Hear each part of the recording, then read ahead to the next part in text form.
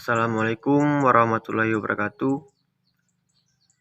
Saya Gilang Putra Pratama, NIM J1A120066.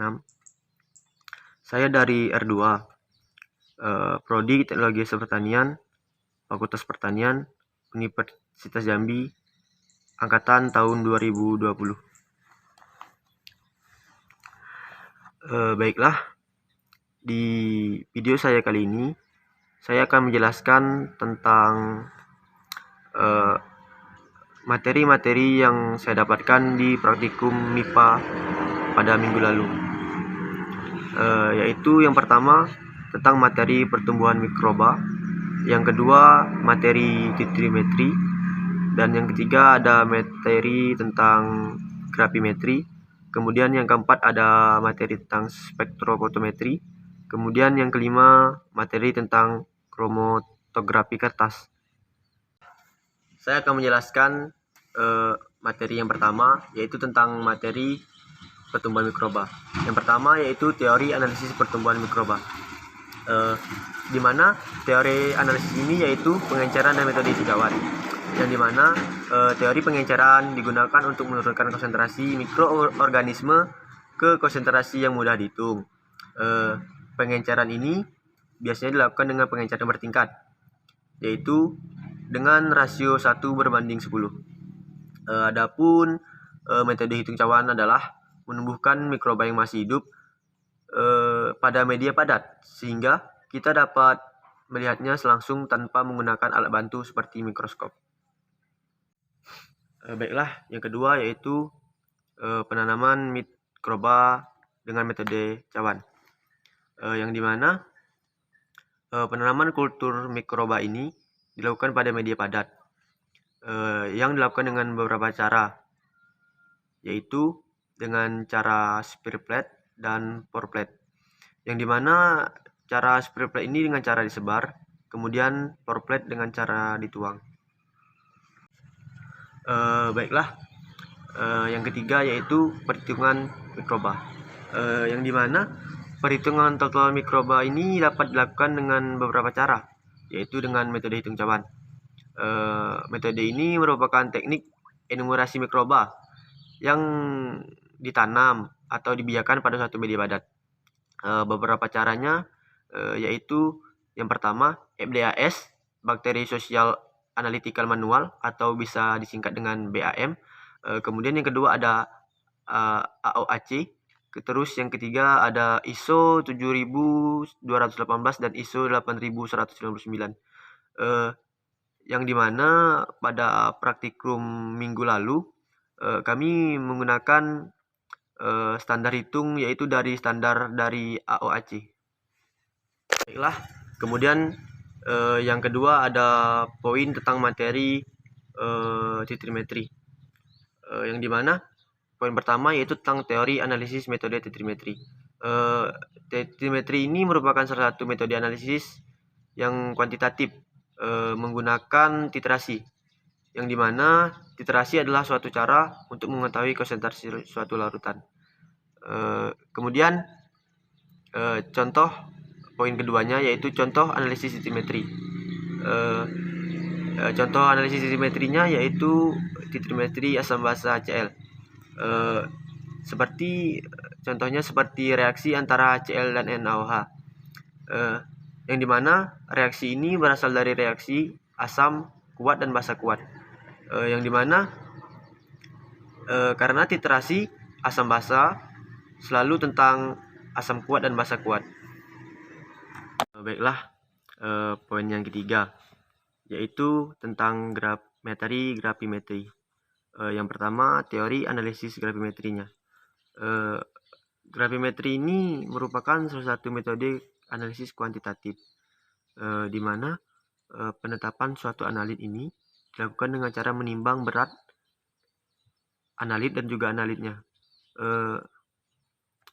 Metode ini biasanya didasarkan pada suatu reaksi kimia, seperti A kecil A besar ditambah B kecil B besar, kemudian membentuk sebuah A kecil A besar, B kecil dan B besar, yang dimana analit A bereaksi dengan senyawa B, membentuk sebuah senyawa baru yang kemudian diketahui susunannya dan memiliki sifat sedikit larut. Baiklah, yang kedua yaitu contoh analisis perhitungan gravimetri. Di sini saya memasukkan contoh persen CL dalam sampel. Untuk mencari persen CL dalam sampel di ulangan 1 dalam data hasil praktikum sampel garam, yaitu caranya sebagai berikut. Persen CL sama dengan berat CL dikali dengan faktor gravimetri per berat sampel dikali 100%, yang dimana berat CL-nya yaitu 0,27, kemudian dikali dengan faktor gravimetrinya yaitu 0,25, kemudian per berat sampel 1 gram dikali 100%, dan hasilnya yaitu 0,27 dikali 0,25 per 1 gram, yaitu sama dengan 6,75%. Baiklah, poin yang keempat yaitu tentang materi spektrofotometri. Yang langsung saja yang pertama, contoh teori analisis spektrofotometri. Spektrofotometri ini merupakan salah satu metode analisis yang gunanya untuk mengukur konsentrasi suatu sampel yang menyerap atau meneruskan cahaya pada panjang gelombang tertentu. Seperti contohnya ketika cahaya masuk atau melalui sebuah media yang merupakan larutan, maka akan terjadi 3 hal. Yang pertama, sebagian cahaya tersebut akan diserap. Kemudian yang kedua, sebagian cahaya akan dipantulkan. Kemudian yang ketiga, sebagian cahaya itu akan diteruskan. Yang kedua yaitu tentang komponen dan fungsi alat spektrofotometer. Yang pertama, lampu neon itu berfungsi sebagai sumber energi cahaya. Kemudian yang kedua ada monokromator, itu fungsinya untuk menyempitkan pita spektrum cahaya yang dipancarkan oleh sumber cahaya. Kemudian ada wadah sampel. Wadah sampel ini berfungsi sebagai tempat penyimpanan sampel, biasanya dalam bentuk kupet. Kemudian ada detektor. Detektor ini fungsinya mendeteksi cahaya dan kemudian mengubahnya menjadi signal listrik. Kemudian ada amplifier. Amplifier ini fungsinya memperkuat signal listrik menjadi bentuk yang dapat dibaca, sehingga bisa membantu seorang analisis membaca data dengan tepat. Baiklah, poin yang terakhir atau yang kelima yaitu tentang materi kromatografi. Yang pertama, teori analisis kromatografi kertas. Kromatografi kertas ini merupakan suatu proses pemisahan campuran. Pemisahan ini biasanya dilakukan dengan cara mendistribusi zat pada campuran dalam 2 fase. Fasenya yaitu fase stasioner dan fase gerak. Biasanya kertas kromatografi ini digunakan untuk memisahkan campuran menjadi komponen-komponennya, yang dimana F sama dengan jarak migrasi eluent, dengan D sama dengan jarak migrasi zat, kemudian RF sama dengan retention factor.